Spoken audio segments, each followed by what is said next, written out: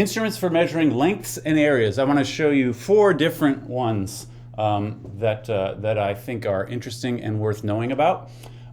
So as a warm-up, let's talk first about measuring mathematical shapes, their lengths and areas. So what I mean by mathematical shapes is like when the shape is defined using equations or using like specified coordinates of all the points, all right? Generally in that case, the length and the area are easy to compute. I put easy in quotes, like sometimes the calculation is annoying to actually do, but at least you know what you're supposed to do and you can just do it.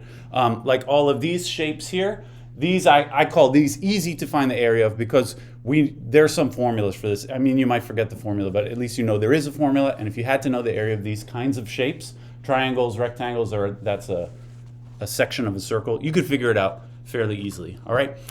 Or this one here, this is a weirder area, but if you know some basic single variable calculus, this is an area between 2 curves. If you know the equation of those 2 curves, you can find the area.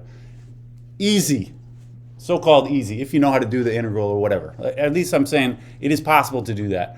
And lengths of things are similar, right? If you got a straight line, that's a portion of a circle. The last one is like a collection of a bunch of straight lines together. Those are all easy to figure out the length of, provided that you know the appropriate formulas to use, okay? If you have a graph of a function, there's a formula for finding the arc length of that red line there. This is the graph of sine x. Anybody happen to know the arc length of sine x from one revolution there? Any of our faculty happen to know? No, actually it's not. I don't know if you're expecting me to say like 2 pi or something like that. It's not anything. It's like a little bit more than 7, but it's not any kind of nice number. That was a trick question. Anyway, when things are defined using equations, generally the length and the area are easy to compute. But what I want to talk about today is, what about empirical shapes? That is just some kind of random shape which you encounter in real life, in the real world. Like this. This is not a shape which is defined in terms of equations, so you can't like integrate something or other. You know, it's a different ball game, really. So we're going to look at some methods and instruments for measuring length and area of curves and shapes in the planes. Shapes which are not defined by equations, but it's just like some random shape, right? Real life shapes. So I got 2 tools for measuring the area and 2 for the length. And each time I got sort of a simple one, and then a much more complicated variation on the simple one. So, here's one for free. This is not one of my 2. This is on the table right there. It's like a bendy ruler. I don't know if you've ever seen this. I just found out that these exist like a few weeks ago, so I got one on Amazon. It's good for kind of large, gentle curves, although I tried to do it on the Baby Yoda, and it's not very easy to do. It kind of crinkles up, you can see. Not great, but it's kind of cute. Anyway, this is the first real one that I want to talk about. This is an instrument called the opisometer. And, you know, looking at it, you can probably sort of determine immediately how it works. It has a tiny little wheel at the bottom there. And then as you sort of drive it around like a race car on a piece of paper, the dial there keeps track of the length that you have driven, all right? This is also called a map measure because it's sort of handheld and use it to measure distances on maps. This is their main use when they were invented. It's just like one of these things that the guy pushes along, and it counts, you know, how many times the wheel goes around, and that's how you figure out the length of it. All right. You roll around the line, and then the dial tells you the answer at the end. I think it's fairly simple to understand how it works. It's sort of, the little wheel is connected to the dial by a gear, and everything works out fine. Easy to use, easy to understand. Although, so I have this one down here. You can try it out. Mine, I think, was made like in the 1950s or 60s. There is a bit of technique to it. It requires some practice. I don't know if it looks easy to stay on the line, but I find it surprisingly difficult to stay on the line. Maybe I'm just bad at it. But that's the opisometer. Actually, devices like this were first used around year 0 by the Romans. Not like miniature handheld, but these things like this were built into chariot wheels or wagon wheels. Just you need some kind of measurement just to help you count how many times the wheel goes around. And they made some kind of weird instrument which you load it up full of little pebbles, and every time the wheel goes around, it drops one of the pebbles into a box. And then once you get wherever you're going, you dump out the box and you count up how many pebbles were in there, and that tells you how many times the wheel went around, which you can figure out the distance. So that's kind of a interesting idea. This was done in China also, like independently. They made something called the drum chariot, which instead of little pebbles, there was something attached to the wheel which would hit a drum every time it goes around, and then you'd have like a guy in there counting how many times it hit the drum. Sounds kind of annoying, but it works, right? I imagine it works. All right. The first handheld one was patented in 1870 by this guy Edward Morris. I don't know if you care about this, but I think it's interesting because Morris came up with a ridiculous name for this. He called it the Wilhelmina. I don't know how to pronounce that, but this is a completely made up word. Like it's not derived from any other word. And people asked him. I read some article about this instrument. People asked him, "What is that? What is that supposed to mean, Wilhelmina?" And he refused to tell people what it means. I don't understand. I read one thing that said he refused to tell people the meaning of the word so that they wouldn't copy his idea. This doesn't make any sense to me. I don't know what that has to do with copying his idea, but I thought this was a weird historical fact. The Wilhelmina. Nobody else calls it that. It's a map measure, or if you want to sound fancy, it's the opisometer. I checked this out. You can actually get one. Original Wilhelmina is on eBay right now. Buy it now for $240 with the original leather carrying case. I don't know if you're into that. This is a little outside of my price range, but these things still exist. You can get the original one. All right. Anyway, that was in the category of fairly simple idea for measuring length. I would like to talk about, could we make a similar rolling type thing which can find the area of a shape? All right. I suppose the idea would be you somehow roll around the outer edge of a shape, but instead of telling you the length around, it tells you the area of the shape that you just went around. All right. Is that sounds great, right? Is that even possible? You should wonder.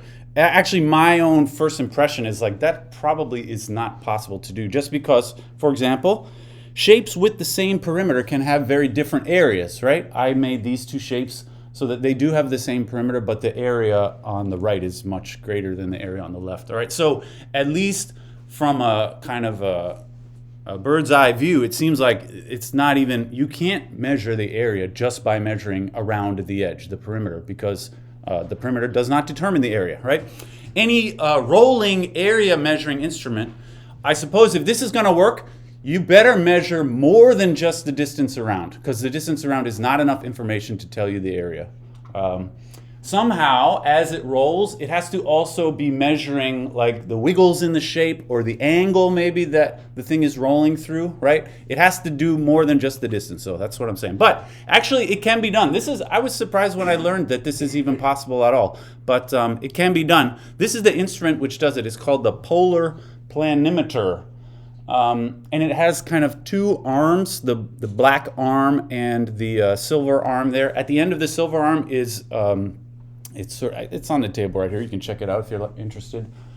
It's like a little bullseye you can look through, and you follow the bullseye around your shape, and then somehow magically it tells you the area of the shape that you went around. Here's how you set it up. You get your rubber piggy there. This part has a weight and a spike on it. And then you stick it in there and you're ready to go, right? The rubber piggy is to keep the thing still. It has a little spike on it, which if you have sort of a stack of papers, you can really jam it into your paper, or you can use the rubber piggy. Yeah, and then, here's what it looks like. I'm doing just like the face of the baby Yoda, not including the ears, of course. As you go around, that little white wheel moves around. And actually that white wheel tells you the answer, the area, after you go all the way around. You have to make sure you end up at the same point that you started. But this is how you use the polar planimeter. It's surprisingly simple, like mechanically speaking. That one white wheel is in direct contact with the paper, and there are no gears inside or anything. It's just that wheel is rolling, and whatever it ends up at the end, that's the area. It's very mechanically simple. The wheel, if you notice, the wheel is offset from the hinge, right? The wheel is not where the hinge between the two bars are, and this is the way in which the instrument can actually detect sort of wiggles and wobbles as you're going around. It's because the wheel is offset from the hinge point of the two arms, right? The wheel, can we talk a little bit more specifically about this? I want to try to explain why this works. The wheel only spins orthogonally to the silver arm, right? The position of the wheel is always perpendicular to the silver arm there. So it is rolling along the table, but only in that particular direction. Of course, that direction can change as you are moving the arm around, but it's always locked with the arm like that. So that means as you move the little bullseye, the head around, it is recording the lengths, but only the lengths which are pointing in that blue direction. And any other component of the length, the distance you're traveling is not measured by the wheel, all right? Motion only gets recorded in this direction. So here's another video of that, but I am indicating the direction of the wheel at all times, all right? It's not measuring the distance as I roll along the thing. It's only measuring the component of that distance. If you think of this in terms of vectors, it's only measuring the component of that travel, which is in the direction of the white wheel, which is always perpendicular to the bar. All right? Really what we're doing, if you think about it, if you've been in your multivariable calculus, this is a vector field line integral. We are adding up those particular directions as you go around the shape, right? It's one of these. This is how we would write it. It's a vector field integral where you are adding up the distance around, but it's only the distance which is in the direction of the measuring wheel, all right? And all of this can be written out using formulas. I'm not going to do this, but the big F is a vector field. The formulas for F are kind of complicated because that's the direction of that like little purple arrow. It is determined by the angle between the black arm and the silver arm. But these angles are not all that hard if you wanted to write down formulas, because it's two constant length things with a particular angle. So if you write out the formula for the big F, it's just really like a bunch of Pythagorean theorems. You have some square roots, some like x squared plus y squares, but nothing too complicated. All right. And when you actually want to compute the integral, you can actually do a lot of this computation by hand. And the key step when you're computing the integral is something called Green's theorem. I don't know if you remember Green's theorem, but it says on the left side we have the integral around a contour of a vector field, and it turns out that is equal to the integral across an area. So the integral around a contour of some stuff, that's the left side, equals the integral across the area of some other stuff. This is Green's theorem, all right? This is like you could think of this as a two-dimensional version of the fundamental theorem of calculus. This is one of the fundamental results of multivariable calculus. So if you know Green's theorem, actually, it should seem kind of reasonable. It is possible in theory, measuring something around the edge of a figure can determine the area, because the Green's theorem, the thing on the left is something measured around the edge, and the thing on the right is something measured in the area. So actually there is some relationship between measuring stuff around the edge versus measuring the area. And it turns out if you write down the formulas for the big F, when you do those partial derivatives, which you see on the right side of Green's theorem, you get 1. And so what that means is when you do this particular integral, it ends up being the integral across the surface of 1, which evaluates to the area. So everything works out. The positioning of the arms on the planimeter and the offset of the wheel are specifically made so that those partial derivatives equal 1 when you subtract them. And then that means that the whole thing is going to measure the area because of Green's theorem. All right? It's kind of cute, I think. Here's a little fun fact about Green, if you're interested about fun facts. Green was totally self-taught. He was a British mathematician. He had only 1 year of formal schooling when he was a kid. He spent all of his childhood as a baker and a miller. His family owned a giant windmill, and it's still there. You can go visit it. It's called Green's Mill. This is Green's, the mathematician Green's dad built the mill or bought the mill or something. It's in Sneinton, the town of Sneinton. Anyone out there from Sneinton? No.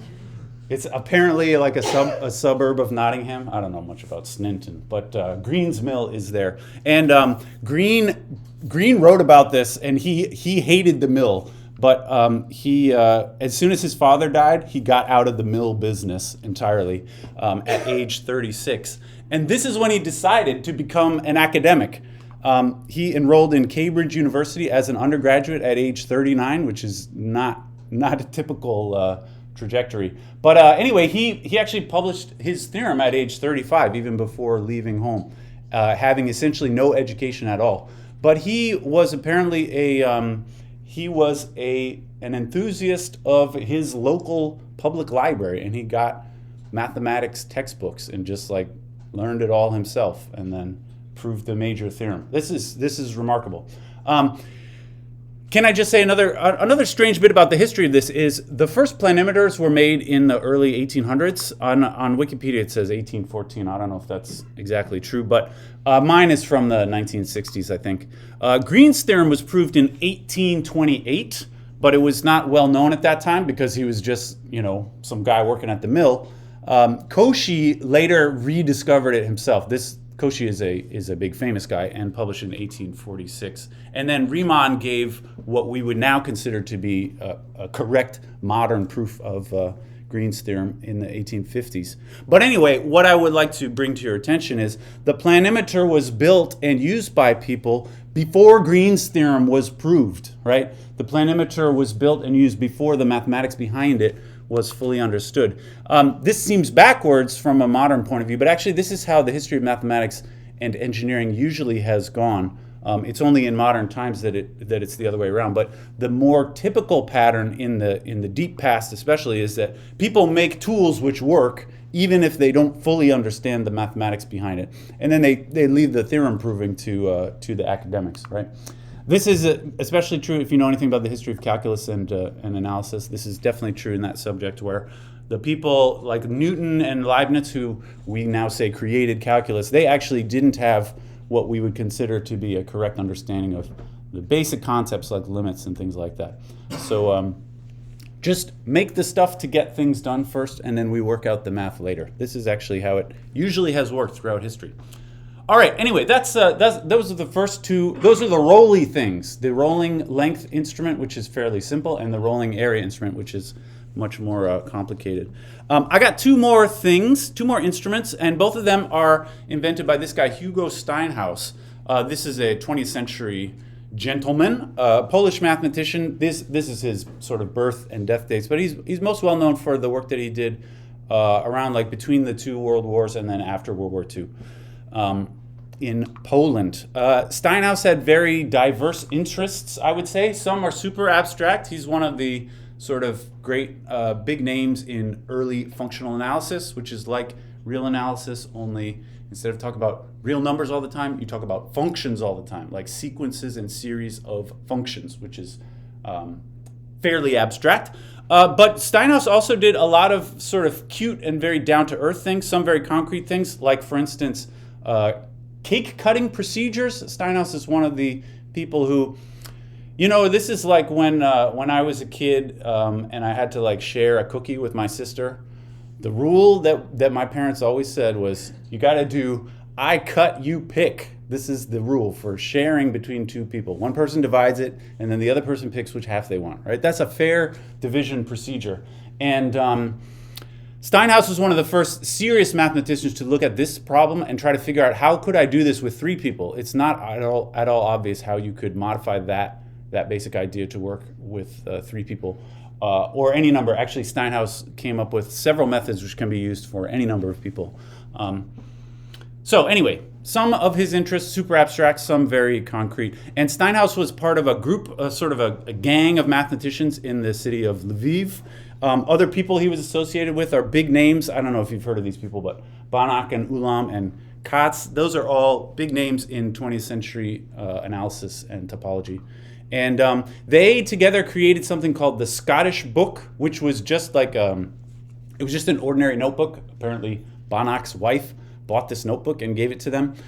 They would go to a bar every day called the Scottish Pub, and they would propose hard math problems to each other.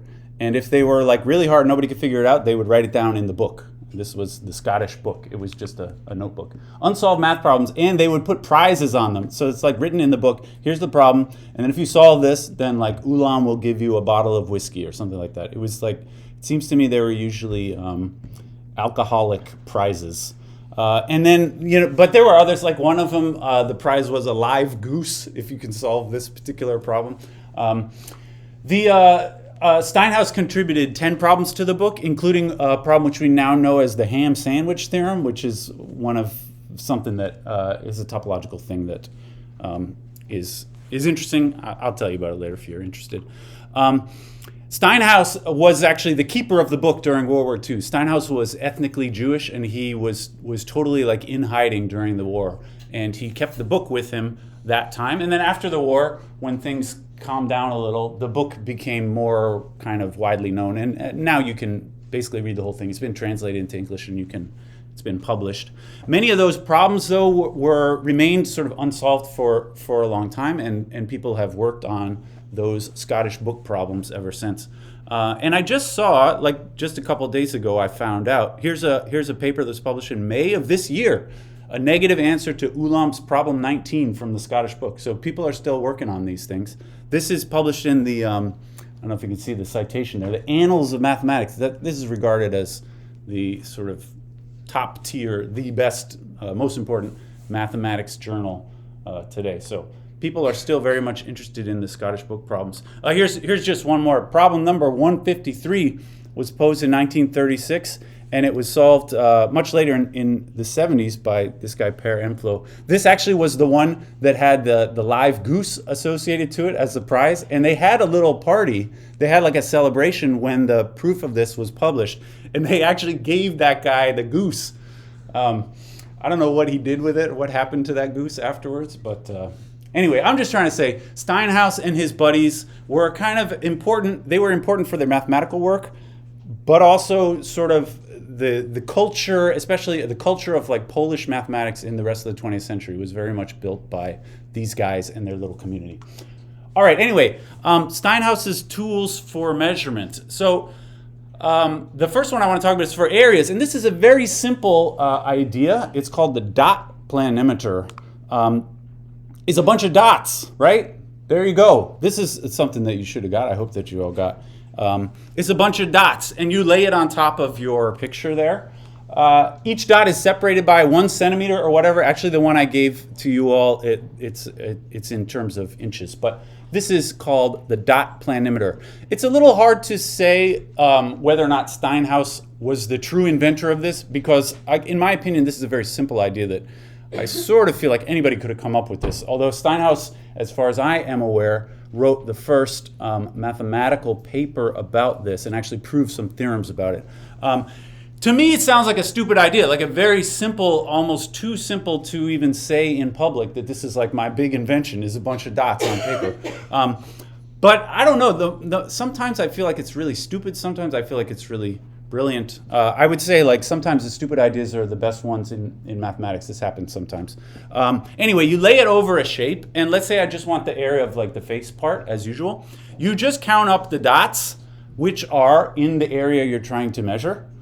And then, if the dots are 1 centimeter apart, actually the way to think about this is if we imagine each of these dots, they are sitting at the center of a square of 1 square centimeter. And so when I'm counting up those dots, really I am counting up how many square centimeters are inside my shape. So that's the area, right?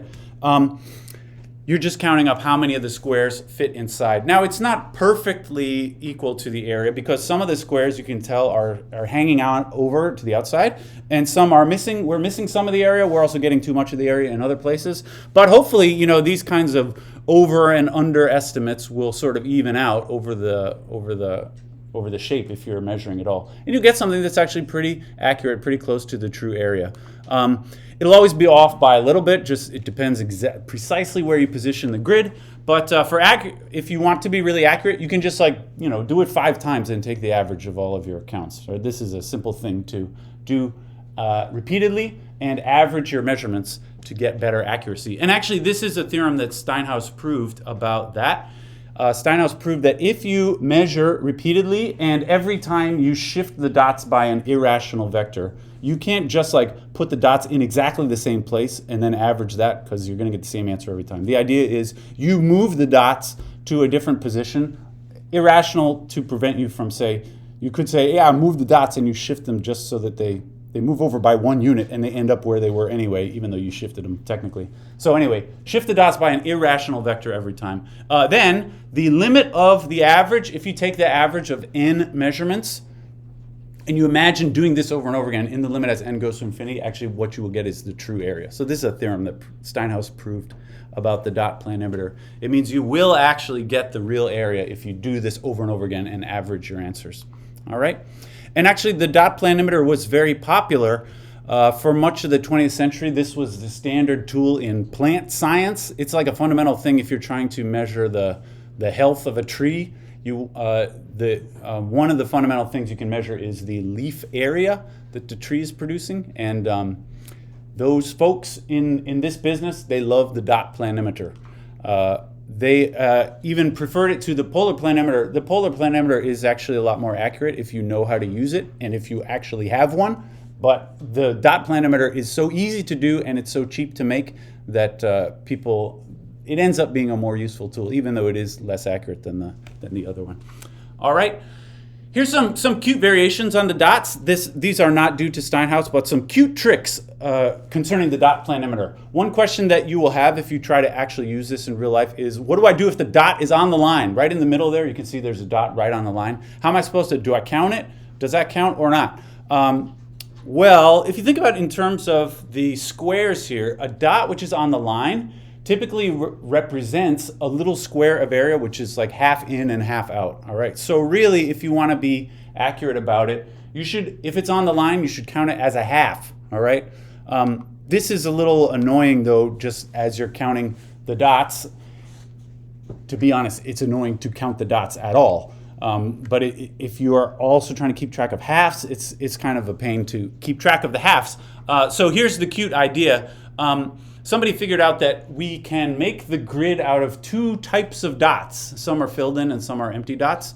And the idea is this only matters when it's on the line. So you don't care about if it's filled in or not when it's on the inside. But when it's on the line, the rule is if it's on the line and it's filled in, you count it. And if it's on the line and it's empty, you don't count it. And so the effect is kind of at random, you are going to be counting the ones on the line about half the time. And this is equivalent to just counting halves every time you see it on the line. So this is a simple improvement to the dot plane emitter. And then here's we end up counting about half of the ones on the line. Here's another simple kind of hack to make it a little more usable. Grouping the dots. Here I just added a big grid here.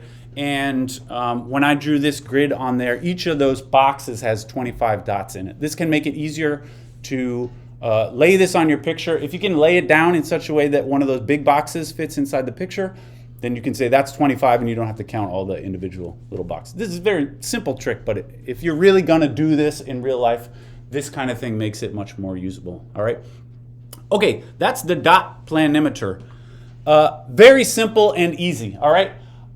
I would like now, for the last bit here, I want to talk about, could you somehow make an overlay type instrument for measuring the length of a curve, all right? You can't do it with dots because a curve on paper is likely to just miss all the dots, right? So can there be some kind of an overlay type thing to measure lengths of curves, all right? A similar overlay for measuring length. There's an obvious bad idea using a grid. Let's talk about the bad idea first.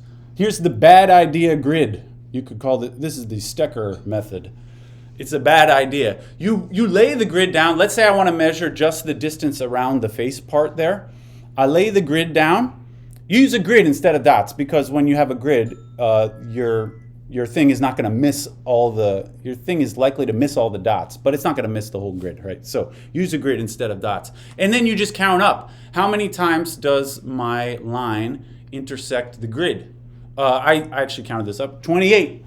And if the grid is, say, 1 centimeter, does that mean it's 28 centimeters around the face? I would say it doesn't really mean that.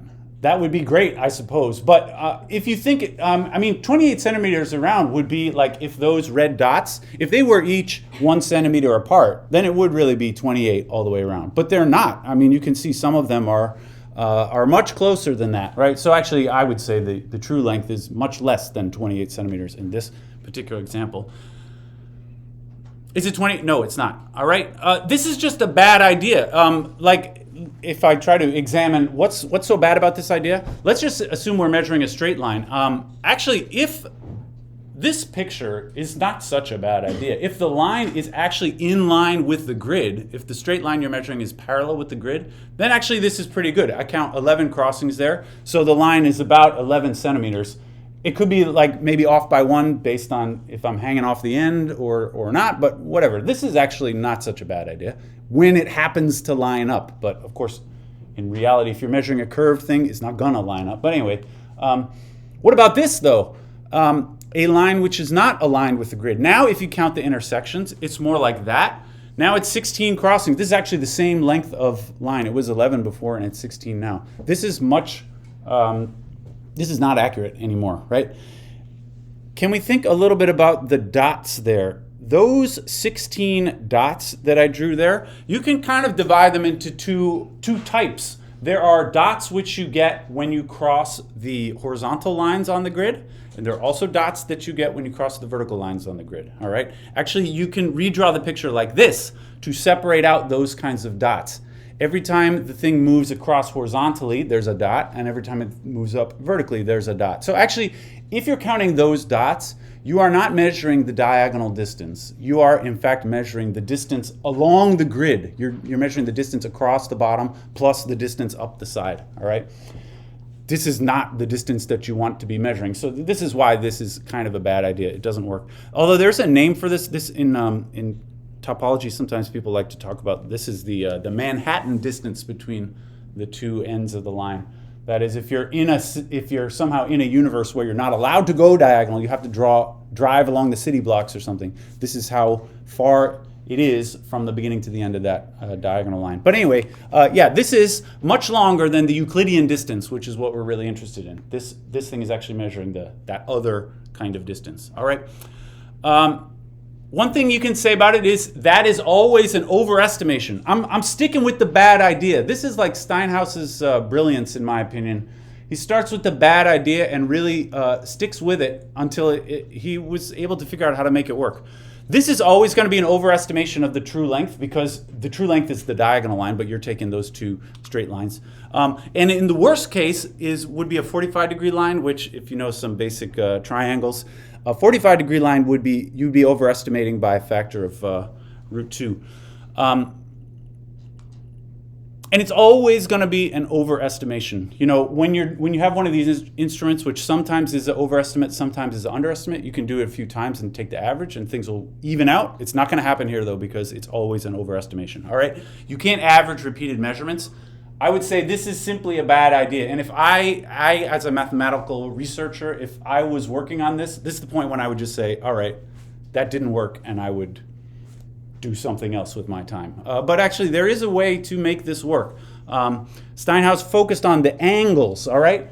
Really the point of contention here, or what makes it inaccurate, is when the line is angled with respect to the grid, all right? The one on the left is actually accurate, but the one on the right is not. I want to change our perspective a little bit. Rather than angling the line, it's the same if I just think about measuring the same line but angle the grid, right? Those are equivalent.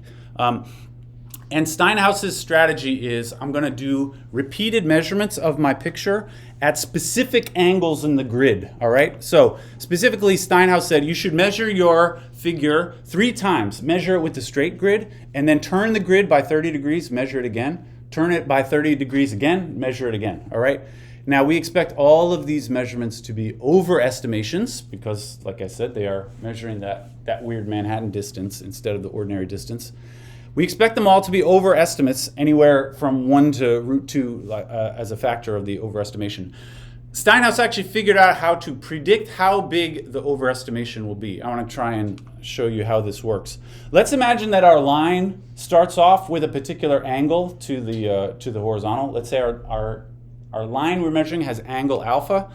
What will the distance be when you try to measure this on the grid? Well, if you measure it on a straight grid, the distance is those red distances added together. And you can figure that out with some, the sines and cosines, right? The vertical distance would be the sine of alpha, and the horizontal distance would be the cosine of alpha. Times, at the bottom, you can see sine alpha plus cosine alpha times L, where L is the distance of the diagonal portion. All right. So if you measure it straight, that's the distance that the instrument will measure. And then I'm going to turn it. So turn it 30 degrees. You measure it now, and you get a completely different distance. But you can say in terms of the formulas, actually, it's fairly simple. It's the same formula, only instead of alpha now the angle is alpha minus 30 degrees because I turned the grid. It made the angle smaller, but it's the same formula. All right, and then you can turn the grid again, 60 degrees. It's the same formula again, but now it's minus 60 degrees. Okay, so you do it 3 times. And these are the 3 different estimates that you get. And they, like I said before, they are all slight overestimations. All right, those are the 3 overestimates that you get. How much of an overestimate is it exactly? Well, like really what I'm asking is how big is that sine and cosine stuff really? How big could it be? One thing you can do is let's just add all of that stuff together and factor out the L. It looks like this. All right, I added together all 3 of the measurements, factored out the L from everything. And the question is, what is the size of that stuff in the parentheses next to the L? How big can that be? And how small can it be? All right, that's kind of like the overestimation factor, if you will, of how much the grid is overestimating the true distance. And it's a bit more than 3 because I added 3 measurements together. Each individual measurement was a little bit more than, was more than 1 times the actual length. I added 3 of them. So this thing here, whatever it is, it's a little bit more than 3. Of course, you can't say what it is exactly because you don't know what the alpha is. And with a curved line, there isn't a specific alpha. The alpha is changing throughout your figure.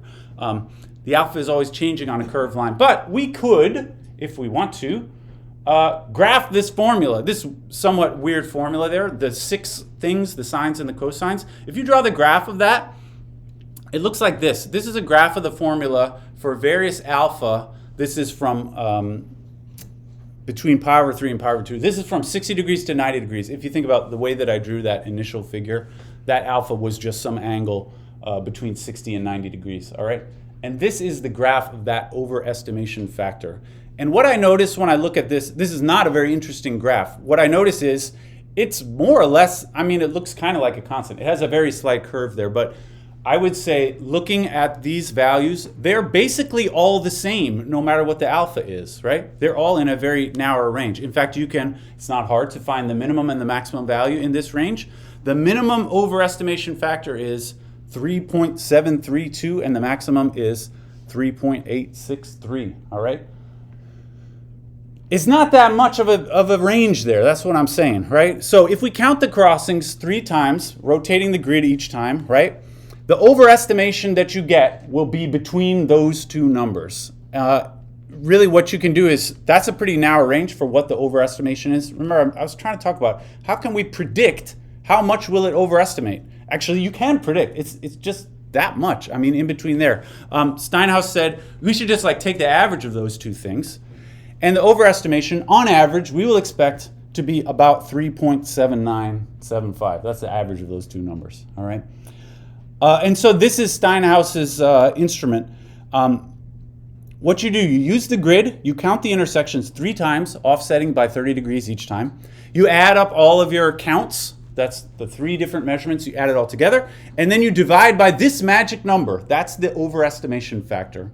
And what you get should actually be the true length of the line. You just have to divide by that weird number.